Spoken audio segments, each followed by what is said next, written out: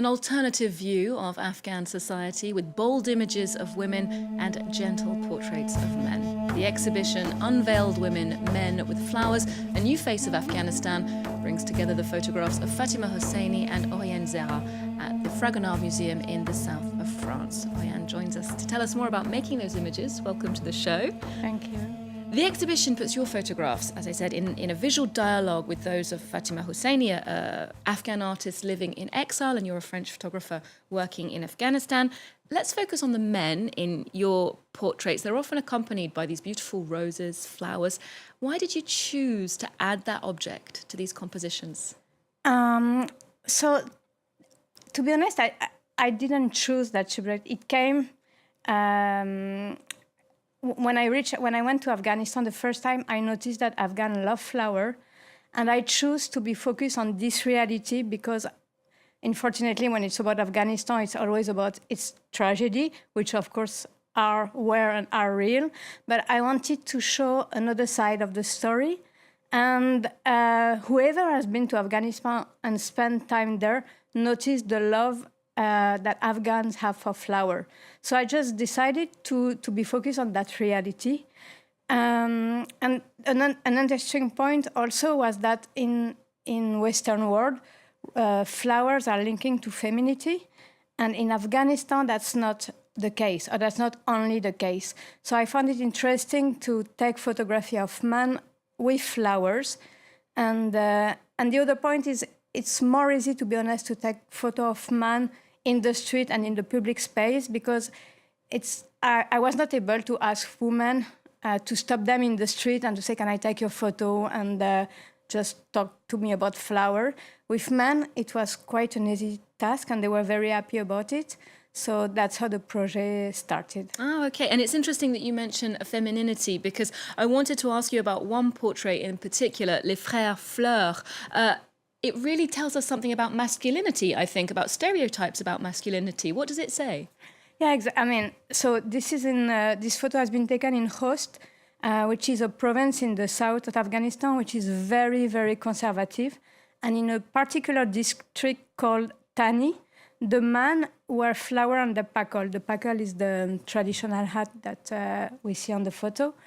And yeah, so I heard about this tradition and I went there, traveled to that province, and I was very warm welcomed by these people. And they accepted to pose. They were very happy again to do it. And the other thing which is interesting is, as you can see, it's not only that the flower on the hat, it's like the color they wear, the wall, the pink wall. So yeah, it breaks a stereotype. Yeah, there's a real attention to detail there. And as I mentioned, the work of photographer and filmmaker Fatima Hosseini also features in that show. Your images complement each other, displayed side by side. Let's get a feel for Fatima's photos. Take a look.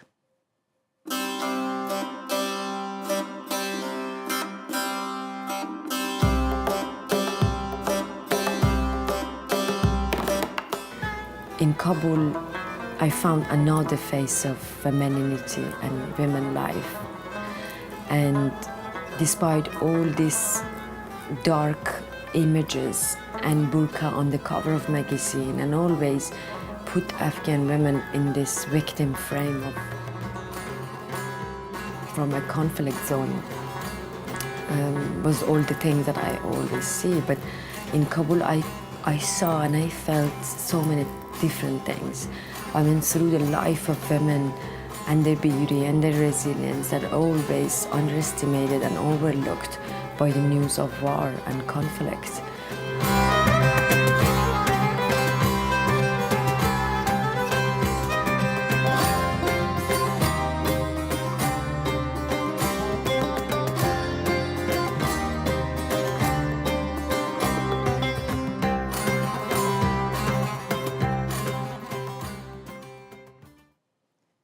Now, it's important to point out that Fatima's photos were taken before the Taliban arrived in 2021 after the US and NATO forces left the country. She's since left Afghanistan. You were briefly evacuated as well during that time, that very stressful experience. You talk about it in your book, Des Afghans et des Fleurs. Mm-hmm. How did you feel? What did you see? Tell us about those very tense days in Kabul. So the worst in that time was the uncertainty. Like, we didn't know what would happen, and actually the takeover came quite fast because we didn't expect that it would be so easy for the Taliban to take Kabul and that it would arise suddenly on the 15th of August. We were ready. We knew that before the end of the year, the regime would certainly fall. But the months before was very stressful because there were attacks everywhere in the country. Every day we heard on the news that one province was falling, and then another one, and then only Kabul was left, and Kabul felt, And given that the autocratic regime puts extreme limitations on women in terms of education, public life, work, you did return to go back to work in Afghanistan. What was it that persuaded you that you really needed to do so? So I have to give a precision that I'm a foreigner, and as as a foreign woman, I have the right to work and to travel in the country. Of course, I have to cover myself, but I live in Afghanistan, so I respect the rules of the country. But I have much more freedom, and it's much more easy for me. So first, I wanted to go back there because it was home since years, and I love this country deeply. And then I thought it was very important to be there and to witness and to talk about the country. And because when you are there on the field, you can have the nuance and you can talk about what you see, what you feel. So yeah, that's why it was important for me to go back there. And going back to your book where you talk about your experience, you talk about Afghan friends and colleagues and how the arrival of the Taliban affected them. One of your friends, Rada, chose to leave the country. She's an artist now living and working in Europe. Her latest exhibition is on show at the Château in Saumur. It's called The Cloth of Queens, inspired by Persian miniatures. Her paintings are a tribute to Afghan women. Oriane, she's one of the many creative women who left Afghanistan, felt they couldn't stay in Kabul. Do you think that the cultural scene, the artists, will ever come back? I mean, I love Rada's work, and she's very strong, and it was such a difficult time for her to decide. I mean, to decide was not a decision. Actually, she didn't have choice that she has to leave the country because she would have never been able to continue to live, to be alive as an artist and to express herself. You can, I mean, there's no art scene anymore, but what is very interesting is like I have found that many girls who are not allowed to go to school or who are no right to have education after 10 years old, they found a way to express themselves through art and to painting and drawing.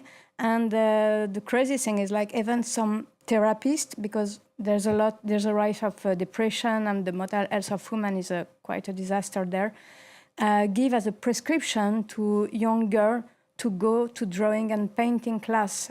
So Which is allowed under the Taliban or not really? Yeah, it's not very clear. So whatever is not clear it's not allowed, but it's not forbidden. And so it's interesting, but it's a grey area because we see in your exhibition with Fatima colour, beautiful textiles, women dancing, flowers. These are things that might feel luxurious in a country that has been characterised by violence and conflict. How would you describe the place of beauty in Afghan life? The thing is, like, I believe that the more there's violence in a place, the more there's a need for beauty. And there's been so much violence in Afghanistan. It's more than 4 decades of war and conflict. And humans need beauty. So I choose the flower. I mean, they choose the flower because they are the one who choose flowers. And I just photograph it. I think flower is the beauty that everyone has access to. So, and yeah, because of the vision we have of Afghanistan, when we see beauty, it seems more contrast and more appealing. But it's just like, if you look at it, you will find it. It certainly adds a new layer and a new perspective. Thank you very much, Oriane, for joining us today. We'll wrap up the show with another account of those harrowing days in Kabul in August 2021. The French film 13 Days, 13 Nights zooms in on the French embassy's head of security, Mohamed Bida, and his efforts to evacuate people in a fast deteriorating situation. We'll leave you with a preview of that film. Otherwise, remember, you can get more arts and culture here on Arts 24 every day and on our social media too. 20 ans après, les talibans font leur retour au pouvoir. Les gens qui sont dehors, là, je sais ce qu'ils vivent. C'est l'enfer. Il y a à peu près 300 personnes tassées devant la grille, il faut ouvrir. Ouvrez les portes! Respecter les ordres, ça fait partie de notre métier, mais c'est aussi un choix de ne pas les respecter. The French embassy being the last place in Kabul where anyone can go right now. On ne peut pas tenter de sortir par la force. On n'a pas d'autre choix que de traiter avec eux.